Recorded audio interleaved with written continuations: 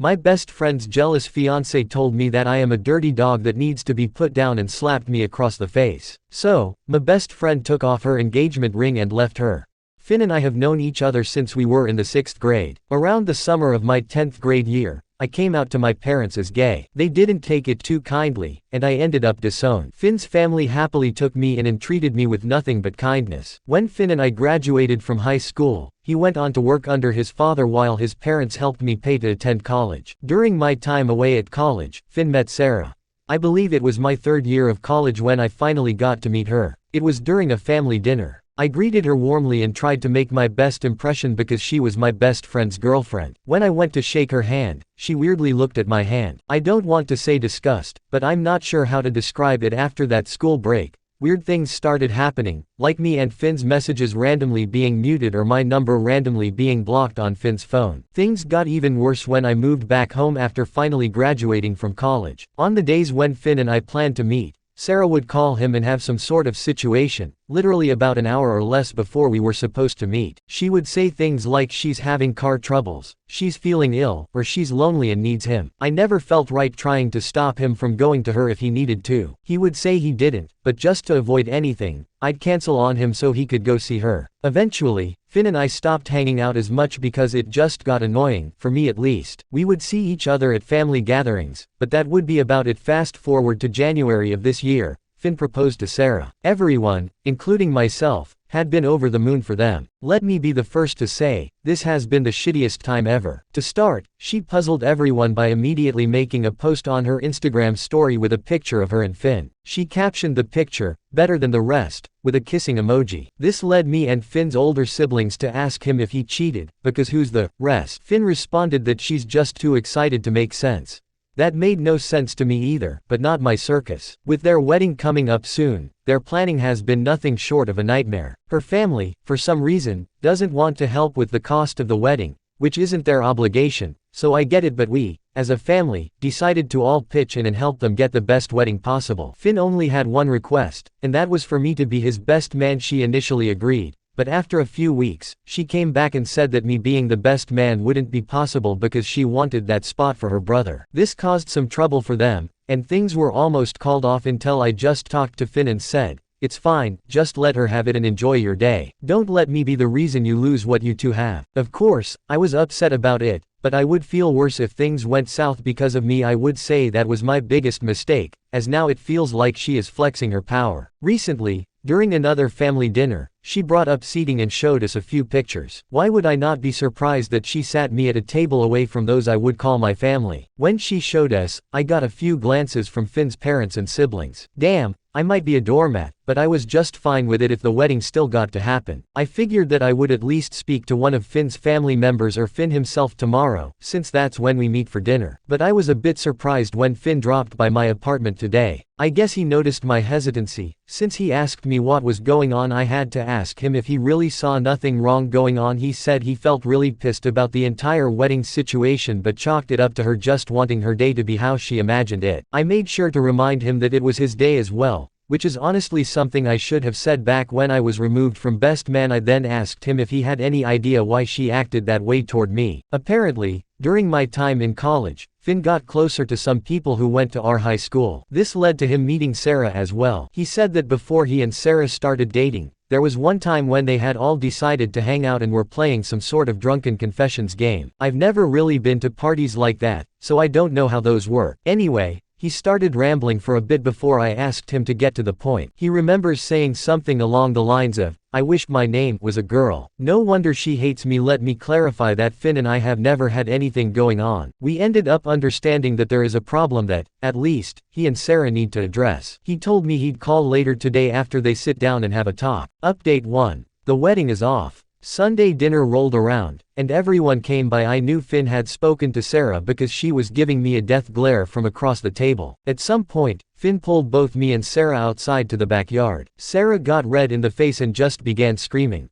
Most of what she was saying couldn't even be understood, but I made out things like, "He effing knew," and "Why would you tell him?" She also said, "I knew you two had something going on." At that point, Finn's parents and siblings finally came outside because of Sarah's outburst. They asked what was going on. I tried to explain, but Sarah just started screaming that I'm a dirty dog that needs to be put down. After a little convincing, Finn's mom was able to get Sarah into the house, with Finn's sister going inside with them. This left me, Finn, Finn's older brother, and Finn's dad outside. I explained my side of the story, and then Finn explained his side. Eventually, Finn's mom and sister came back outside and said Sarah was in the bathroom cleaning herself up. Finn's mom started the conversation by saying, "You two are messing around." I was floored. I filled her in on everything she hadn't known.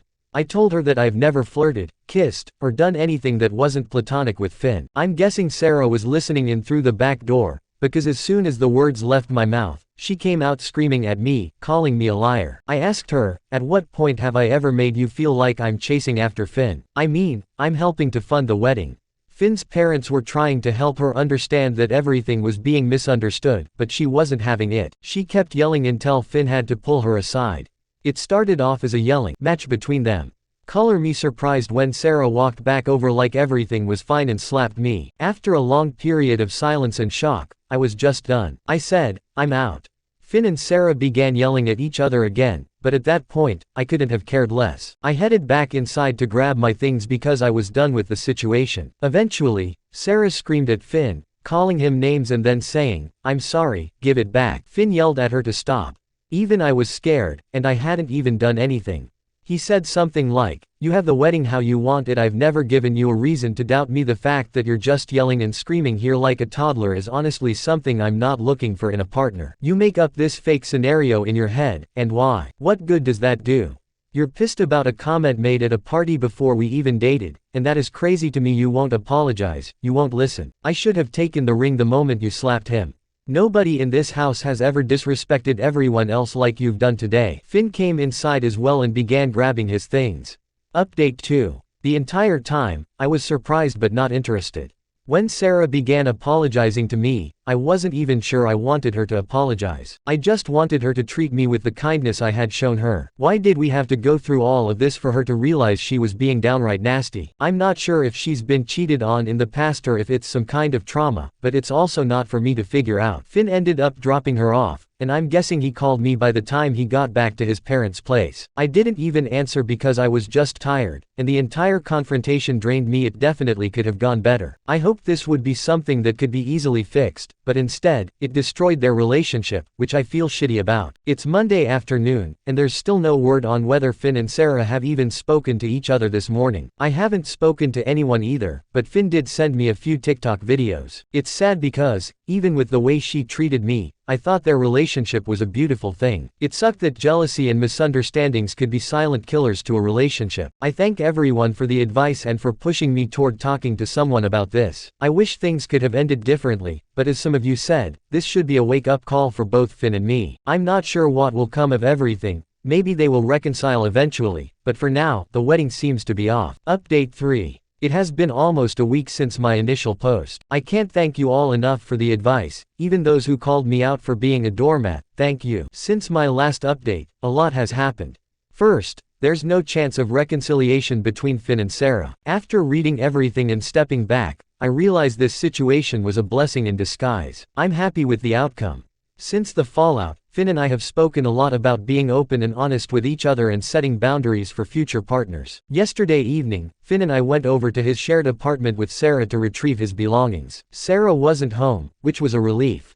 It took some work, but we got everything packed up. Finn is now staying with me until he sorts out his living situation. Finn, along with his family, ended up blocking Sarah. Finn blocked her after they spoke for the last time this morning. I was around for the conversation, and he spoke at length about how she has things she needs to work on, like learning to love herself and dealing with her mental health. She asked if there was any chance of them reconciling, and Finn told her no. He explained that her disrespect towards him, me, and his family was a deal breaker. He wished her well, and after a long silence, she ended the call, and Finn blocked her. As for the wedding cancellations, I'm sure we'll handle it. I feel really happy that I've got my best friend back. It's crazy how different the energy in friendships can become when you're in situations like that for so long. I can admit that none of this was my fault, but I should have spoken up sooner, for myself and for Finn. I think the whole family needs a trip to reset and take some time for ourselves. This situation has been eye-opening for both Finn and me. There need to be changes, especially in our communication. As many of you pointed out, it wouldn't have gotten this far if we had spoken up earlier. That's pretty much it. There wasn't a crazy fight scene where the police showed up. I think Sarah definitely needs to get herself together, but we also have to better ourselves. Some of you have made me very aware of how much of a pushover I can be, and I appreciate that. You've all given me so much guidance, and it warms my heart. I actually cried a little because almost a week ago, I felt so hopeless. This will most likely be my last update, but before I go, I'll answer some of your questions. I read every single comment, and even if I didn't respond, I took it to heart and am forever grateful. Update 4. Hi to those still out there. Little has happened since everything went down. We're currently at a vacation cabin, and the picture is from a trail we took a walk on. Finn is doing really well, and his parents and the rest of us are happy to have him around more. I've lived in the city my whole life, so seeing these huge hills is surreal. Also, I guess Sarah has been out as well. Finn and Sarah share the same friend group, and he saw a picture on someone else's page of Sarah out at a club. He seemed indifferent to it, so I guess he's learning to let it go, if he hasn't already. Finn's parents and siblings are leaving tomorrow afternoon for work or other reasons, but Finn and I decided to stay at the cabin a while longer.